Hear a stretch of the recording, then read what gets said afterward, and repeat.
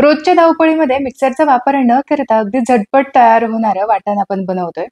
फक्त यामध्ये भाज्या मिक्स करायच्या, शिजवून घ्यायच्या म्हणजे भाजी तयार. व्हेज बनवा, नॉन-व्हेज बनवा, कुठलेही तुम्ही यामध्ये भाजी बनवू शकता. सॅम्पलसाठी एक भाजी मी तुम्हाला बनवून दाखवलेली सुद्धा आहे. हे वाटण बनवणं अतिशय सोपं आहे. अजिबात मिक्सरचा इथे वापर करावा लागत नाही. जास्तीचा वेळ सुद्धा लागत नाही. एकदा हे वाटण बनवून ठेवलं की महिनाभर तुम्हाला अजिबात टेन्शन नाही. सुरुवात करूयात. तर सगळ्यात आधी 2 गड्डे लसूण मी इथं सोलून घेतलाय. याचबरोबर 1.5 इंच आल्याचे तुकडे करून घेतलेत आणि इथं हिरवी मिरची साधारण एक 3-4 असतील याचे सुद्धा तुकडे करून घेतलेत. इथं हिरवी मिरची जी वापरली आहे ती तिखटाला खूप कमी आहे, पण चव मात्र याची खूप छान आहे. यामुळे मी इथं 3-4 घेतलेत. तुम्ही तुमच्या आवडीप्रमाणे मिरच्यांचं प्रमाण कमी जास्त करू शकता. जमेल तितका बारीक इथे मी ठेचा तयार करून घेतलेला आहे. या ठेच्यामुळे सुद्धा या वाटणाला अप्रतिम चव येते. त्यामुळे मिरची एकतरी आवर्जून यामध्ये घाला. आलं लसूण तर तसंही आपण वाटणामध्ये वापरतोच.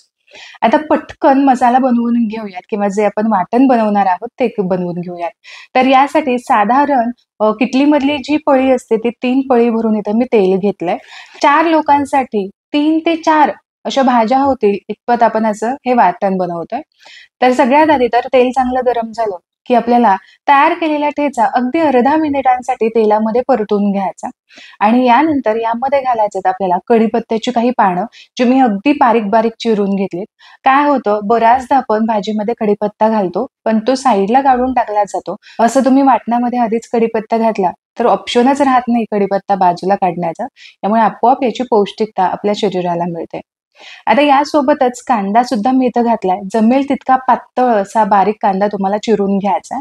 तर इथे जवळपास 3 मध्यम आकाराचे कांदे मी अतिशय बारीक असे चिरून घेतलेत. कांदा अगदी सॉफ्ट होईपर्यंत मीडियम टू हाय फ्लेम वरती तुम्ही हा परतून घेऊ शकता. कांद्यामध्ये भरपूर मॉइश्चर असतं त्यामुळे जो काही वेळ लागतो ना तो फक्त कांदा परतण्यासाठी. या वेळेस तुम्ही कांदा परतत असताना इतर कामं सुद्धा करून घेऊ शकता. फक्त अधूनमधून कांदा वर खाली करून घ्यायचा. साधारण एक 5 मिनिटानंतर इथे तुम्ही कांदा बघू शकता बऱ्यापैकी मऊसूत झालाय. यामधलं पाणी बरचसं रिलीज झालेलं आहे आणि याच सोबत चांगला हा सॉफ्ट सुद्धा झालाय. कांदा इतपतच परतून आपल्याला चालणार नाही कारण आपल्याला हे महिनाभर वाटण टिकवायचं आहे. यासाठी भरपूर आपल्याला कांदा परतून घ्यायचा आहे. इथे आणखीन एक 5 मिनिटानंतर कांद्याचा ट्रान्सपरंटपणा आणखीन जास्त वाढलाय. सोबतच कांदा थोडासा सुरुवातीपेक्षा कमी दिसतोय. आता यानंतर मात्र कांद्यामधलं मॉइश्चर बऱ्यापैकी कमी झालंय. आता कांद्याला पटकन रंग येईल. साधारण कांदा परतण्यासाठी मला 15 मिनिट तरी लागले असतील. तर हे बघा कांदा असा छान डार्क रंगावरती इथे मी परतून घेतलाय. कांदा परतून झाला. आता यानंतर यामध्ये घालूयात एक मध्यम आकाराचा टोमॅटो जो अतिशय बारीक मी चिरून घेतलाय.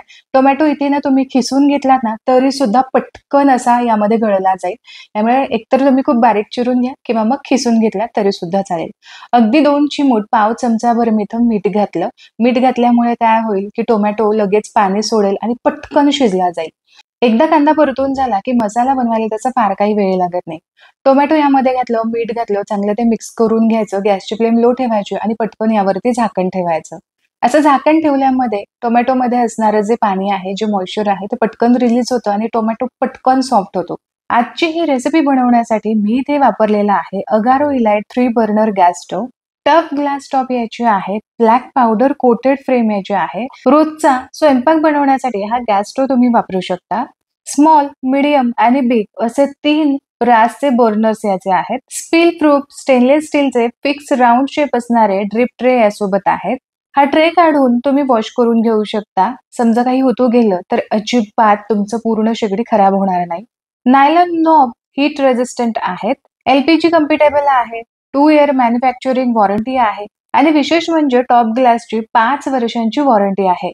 टफ ब्लॅक ग्लास टॉप आहेत. स्टेनलेस स्टील याचे ड्रिप ट्रे आहे. त्यामुळे क्लीन करून घ्यायला अतिशय सोपं आहे. तुम्हाला जर हा गॅस स्टोव्ह घ्यायचा असेल तर लिंक डिस्क्रिप्शन बॉक्समध्ये दिलेली आहे.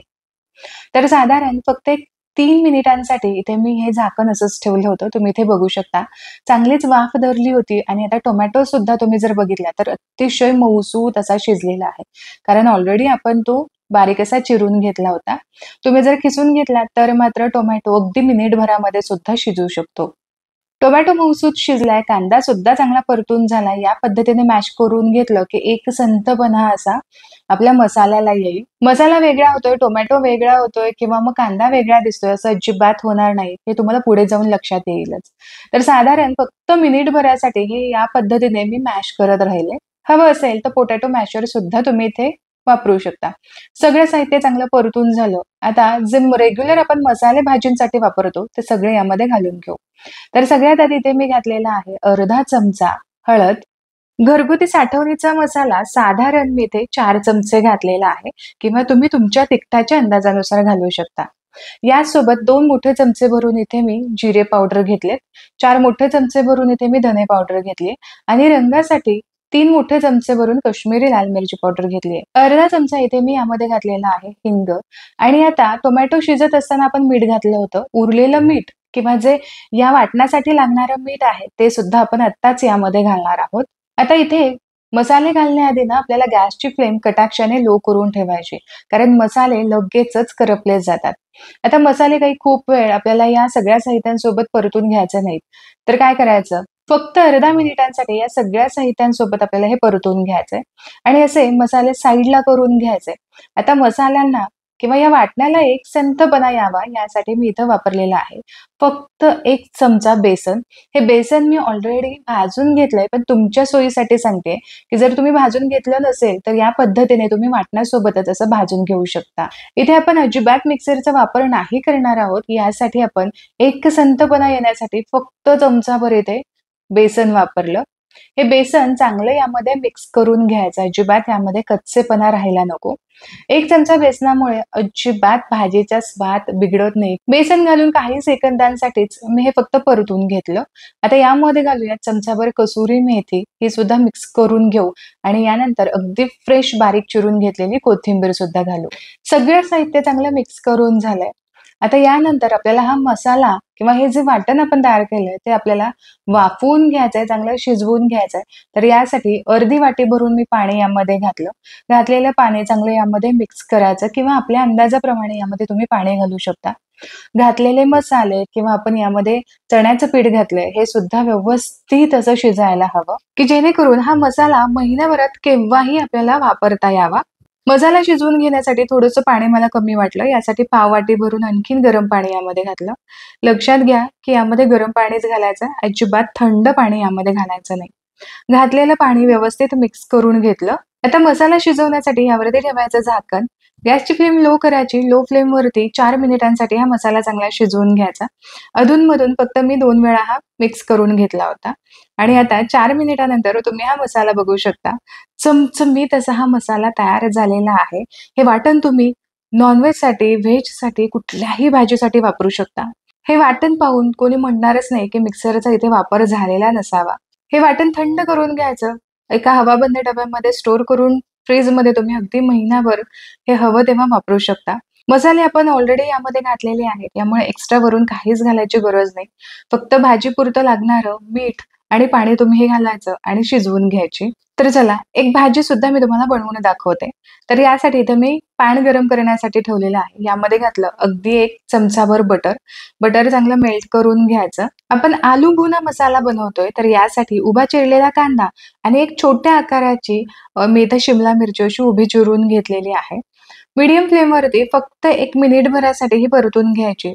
अगदी पूर्ण याचा कच्चेपणा जायला नको, हलकासा क्रंच यामध्ये असायला हवा. अगदी काही सेकंदांसाठी परतून घेतल्यानंतर यामध्ये आपण उकडून ठेवलेला बटाटा घालणार आहोत. साधारण मध्यम आकाराच्या अशा फोड्या करून घेतलेल्या आहेत आणि या फोड्या सुद्धा अशा मस्त अशा आपण यामध्ये परतून घेऊ. असा बटाटा परतून घेतला की स्वाद सुद्धा खूप छान येतो. बटाटा इथे परतून झालेला आहे. आता तयार केलेला जो मसाला आहे तो आपण यामध्ये घालूयात. तर आपल्या अंदाजाप्रमाणे इथे 2 पळी भरून मी इथे हा मसाला घालणार आहे. याच पद्धतीने तुम्ही इतर भाज्या सुद्धा बनवू शकता. मोड आलेले कडधान्य आहेत, फळभाज्या आहेत, वांगी आहेत किंवा इतर ज्या तुम्ही तुमच्या आवडीप्रमाणे भाज्या यामध्ये बनवू शकता. पाणी घालून फक्त ह्या भाज्या शिजवून घ्यायच्या. आता इथे आपण आलू भुना मसाला बनवतोय तर यासाठी तुम्हाला हा आलू भुना मसाला थोडासा ग्रेव्ही ठेवायची असेल तर इथे तुम्ही पाण्याचा वापर करू शकता.